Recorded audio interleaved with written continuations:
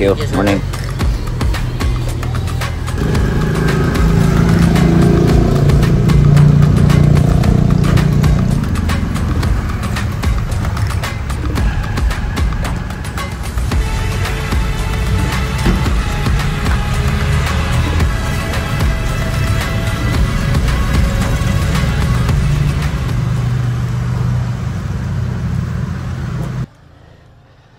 Hi, good morning. All right, it's Sunday, and on this ride we will do another attempt to Hoyohoy, Mount Malindang Range, no? Up until Gala or Barangay Hoyohoy, passing by Santa Maria. We are at the Panguil Bay Bridge, crossing the Bay Area. This time, we're more prepared with an extra gears at saka rain gear, first aid kit, and some tools. Join me on this video.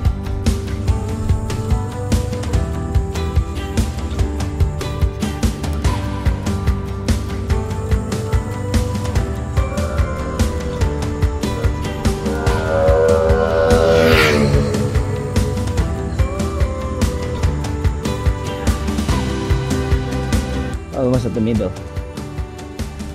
We're lucky that this part of the bridge is actually closed or unintentionally. Hi sir, morning. Unintentionally, because they are trying to repair it and everyone are enjoying the pedestrian lane, the whole lane actually.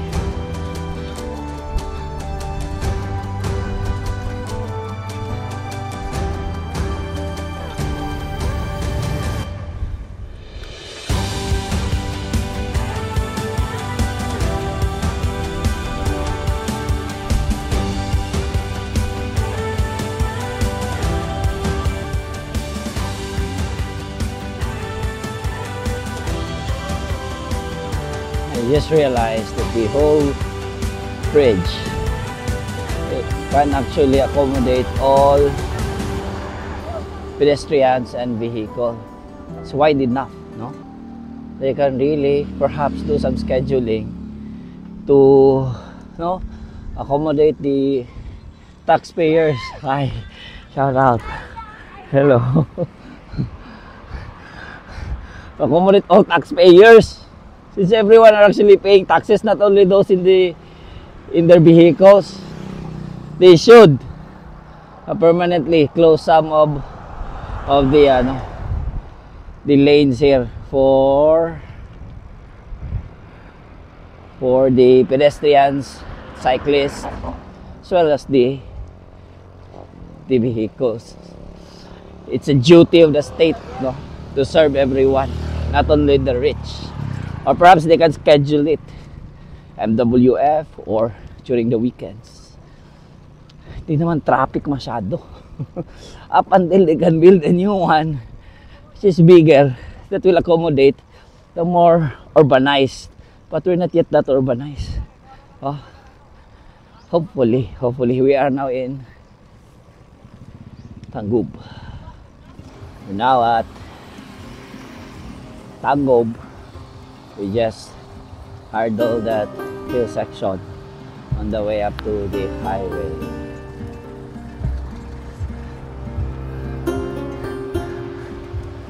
And about to cross National Highway towards Santa Maria and heading all the way up to Hoyohoy. I think it's still very early. It's a big chance. We're lucky to have coffee there. Up in the clouds or in the skyline. If we're lucky, if we're lucky. Let's see the sea of clouds coming in from Hilagan Bay. towards the mountain area.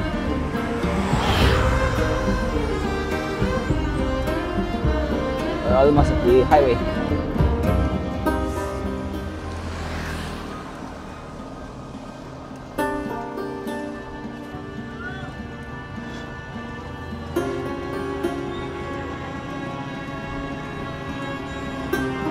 That way is heading to Samis. This way is to Bonifacio.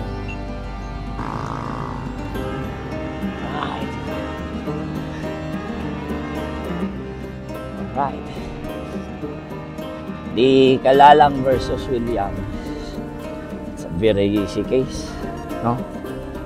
William is actually the department head or secretary of roads and highways, I believe so, or transport, but he is a secretary in Malacanang. Kalalang is an ordinary taxpayer. They closed the section of, you can still remember, the Quiapo Bridge all the way to this theater and post office, the National Post Office. That road section, they closed it for animal driven transport.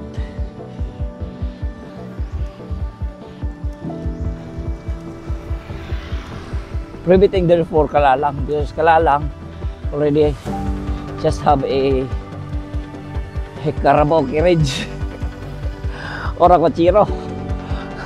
Tartanilla ba? Tartanilla raman si Kalalang niya kay gisirado man ni Williams ang tibok section sa Quiapo o paingon des post office sa Manila. Could no longer pass the road section to deliver passengers to the church or to wherever needed. So pala lang file a case in the Supreme Court. As popular as it is, this case, actually Kalalang lost the case, no? Decided by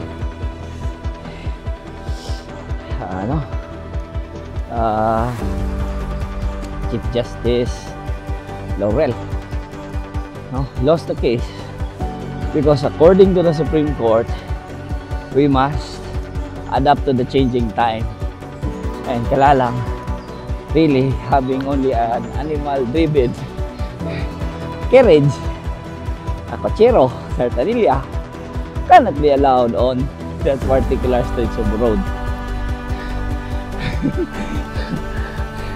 And that's the definition of social justice. That's the definition of social justice, wherein it's neither nepotism, communism, or despotism, but the equalization, the harmonization of laws. Equilibrium, attain that equilibrium, so that justice in its conceptual conception or in its conception realize. But in our case, in the Bangarway Bridge, similar to even Iligan, did not implement the same policy. They still allow the Cochero, still allow the sikat-sikat in Pangilbation follow. Iligan was previously our capital, now transferred to the Tobod. We should follow. If such transfer is only for the few and such bridge is only for those who has the engine powered vehicle, even though it does not need to, hi, good morning, it should not be implemented. That the decision of Kalalang versus Williams, the jurisprudence, should be applied in its spirit or in the spirit of the law, not as in toto to its order of execution. Pakpak mga choy, paingon na ta suyuy. Mag-vlog na po ta later on kay ahon na siya, no? And look at this view, enjoy the view.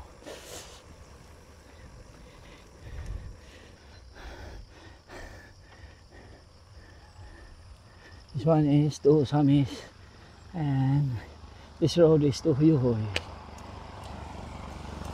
Morning. And we're going to Yuhoy.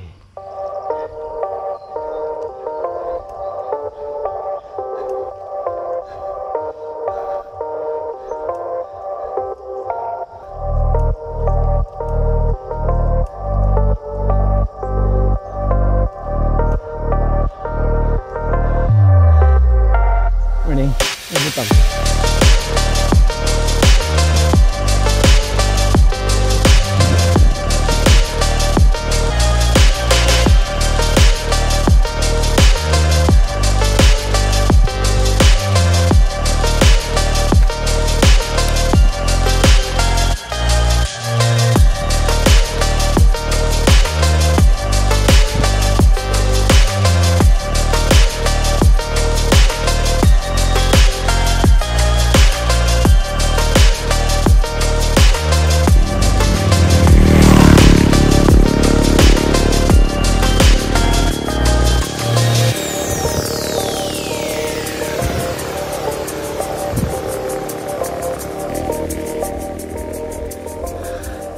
We're almost there, no?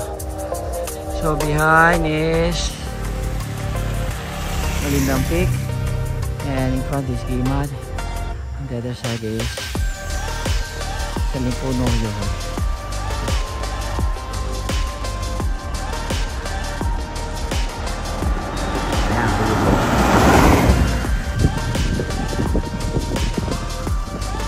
He is partially hidden by the clouds. We're lucky we can arrive there early. You can see the sea of clouds, but that's where we are headed right there. God be the glory.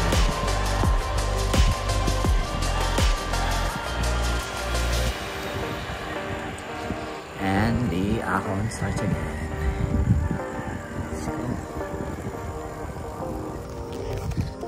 Just past Villa Lapa and heading to, I think, Santa Maria or Cala. Let's see. Yuhoy na tayo.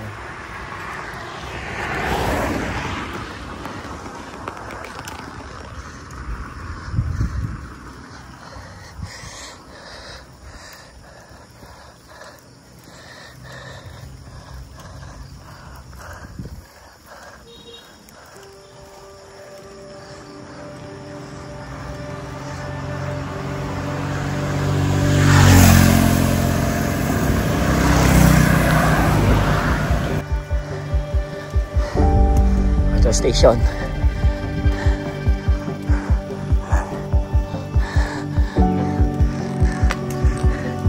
If you come by here, along the route, there are several water stations or outposts, just in case you need to rest or sleep, like that.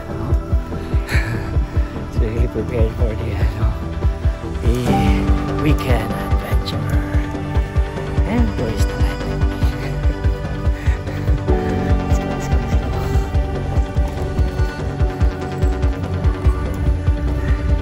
Up ahead, that's where we are heading. Hidden under the clouds, and the reality strikes that we have to a very steep ascent down there, where the bike is descending. Jesus Christ, let's do this.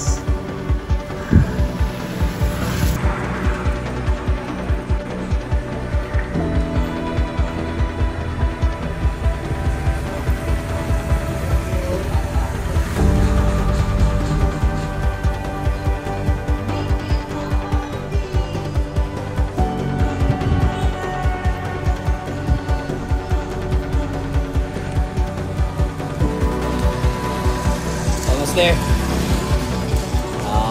400 feet more, or 300. Morning. Opo.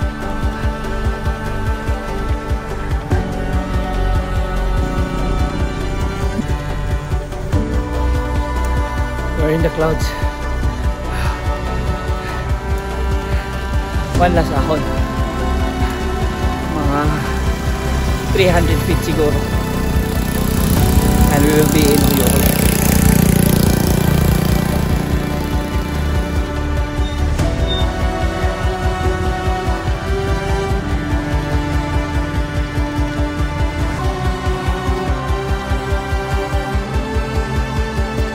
Almost near. Up is Uyukol. Straight is Osamis. Hi, good morning, ma'am. Morning. Are heading this way. Heading up to Uyukol.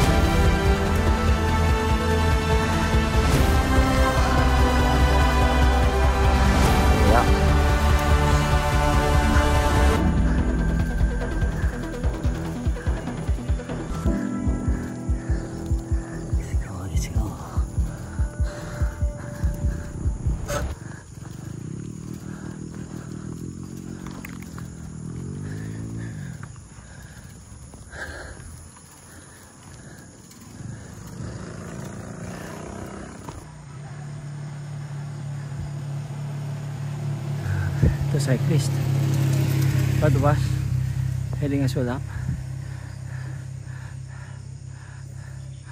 This was our previous stop,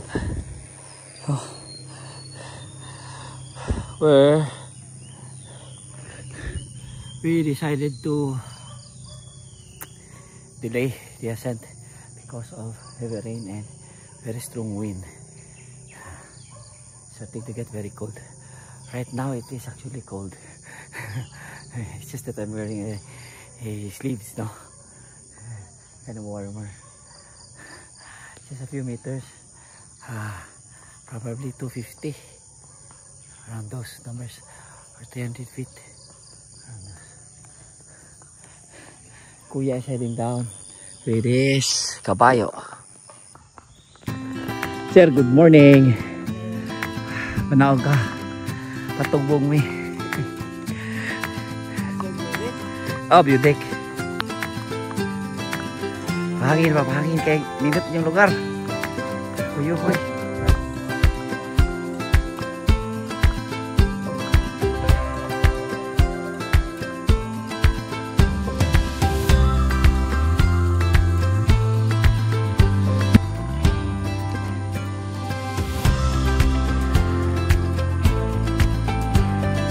We're almost there.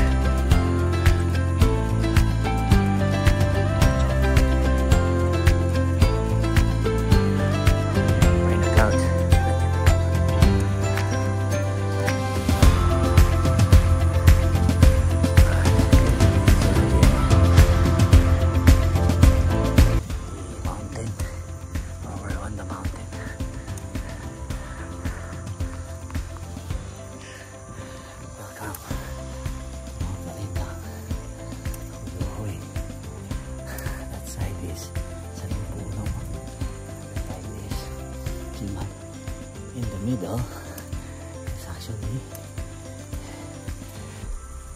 Olindang Peak. This is not Baguio, definitely not Baguio. A completely fresh completely fresh location, away from the hustle and bustle of urbanism.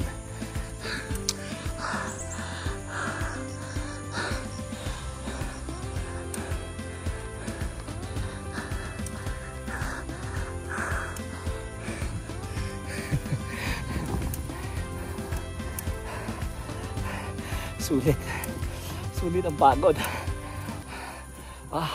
Worth it. Very worth it. You have to protect this range, this area. Thank you, Lord. To God be the glory. Hail, hail, hail. Dare to do. Oh. We're doing zigzag because it's ahon. Ayan, very ahon.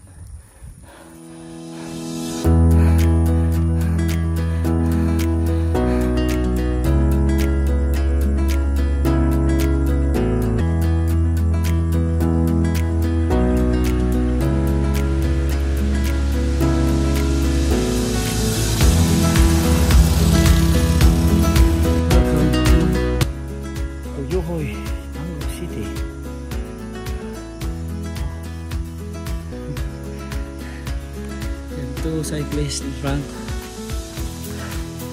also trying to ascend.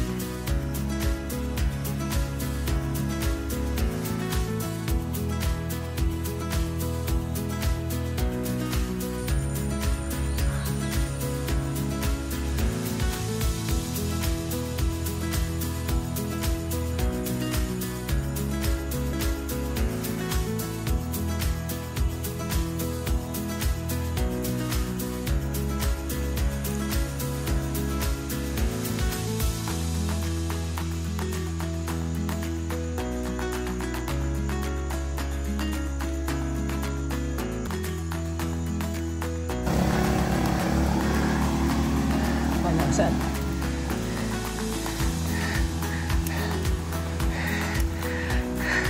Kuya, good morning. Hi. Lagi.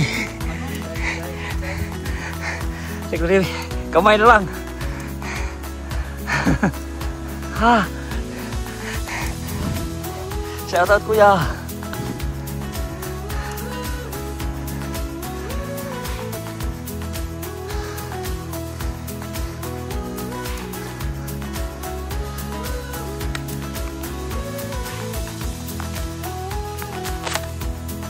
Above the clouds, baby. Hey. God's glory. God. Woo.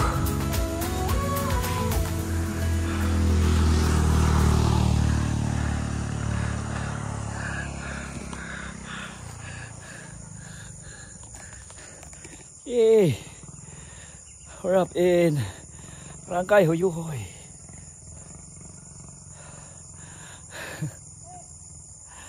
We broke the ceiling. We're above the clouds. Great. But we're not done yet. Still a few meters. 100 or so. Around 200 feet or 150 feet. Up towards the view deck. Hi to my mom downstairs. That's not turong-turong, likely the boat is around there. Algaby Bridge, we see, because we are on the clouds. And to my father, hi ma and pa, I'm up here. Going up. Thank God for the good weather. It's cold, but not wet. Again, praise the Lord.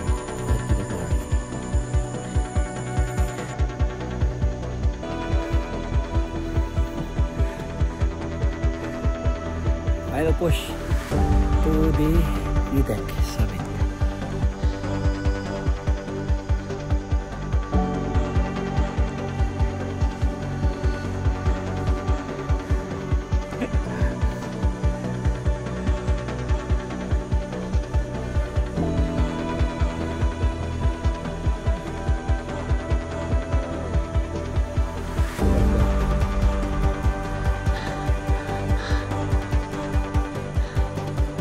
On that part of the cave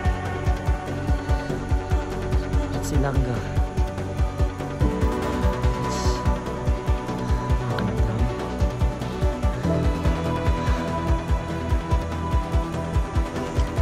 Hi to Gabriel Matthew, especially to Gabriel Matthew. I'm up here. See you downstairs.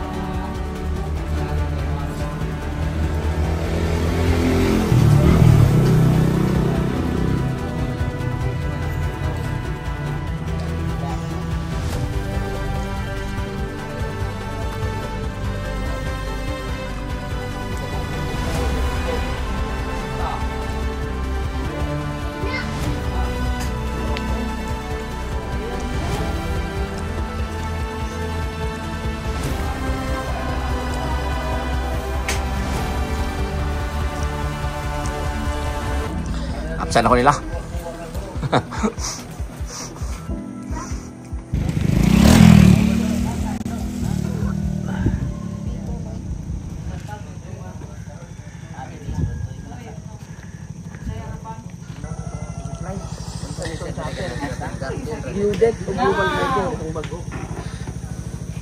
Everyone are halted because there's an ordinance that we cannot actually go through.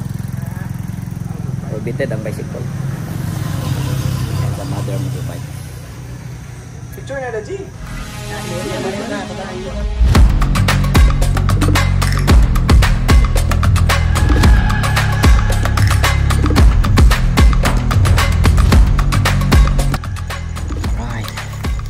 We're actually in the old mountain road heading to the view deck because the one that we constructed is no longer possible. Bicycles and motorcycles are not allowed. So this is the road.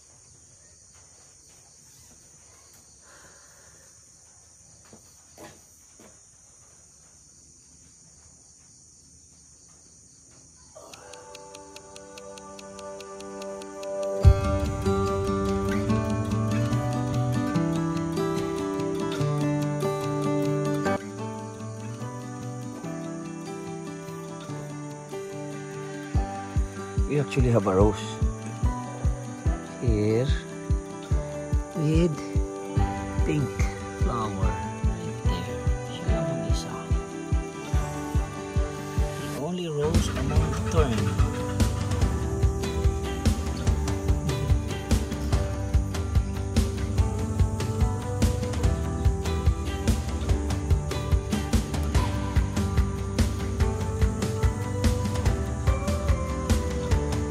It's 10:25 in the morning. We are here at the cannot go up in the view deck, but still we are in above the Stone Chapel Church below, where the zip line used to be. I think this is the new view deck since the old one has been developed and bikers are not allowed to go up there. So the locals were kind enough to lead us here. I will no longer go straight up. There's a road actually just on that ridge. We will no longer go up there. We'll enjoy instead this harmonious scenery.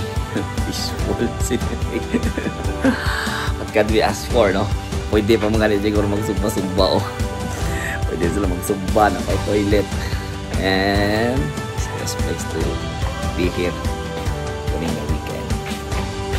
Thank you so much to Barangay Hilly. We'll be heading down in a while. Lunch break. We'll see where are we going to spend our lunch. Maulaw ta mga itag manok. We are bulat, balit na mo. Okay kayo. Mas descent. Libre. Bulat, balit na mo.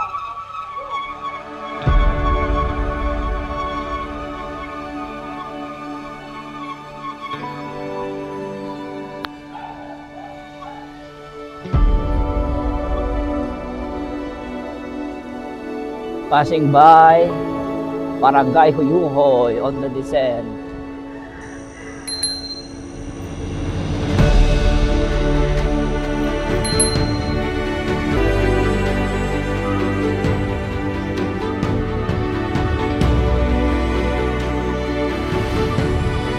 a route actually to Gala or Samis. I cannot remember the junction. So we'll just go back down to Anggok instead of heading to Gala.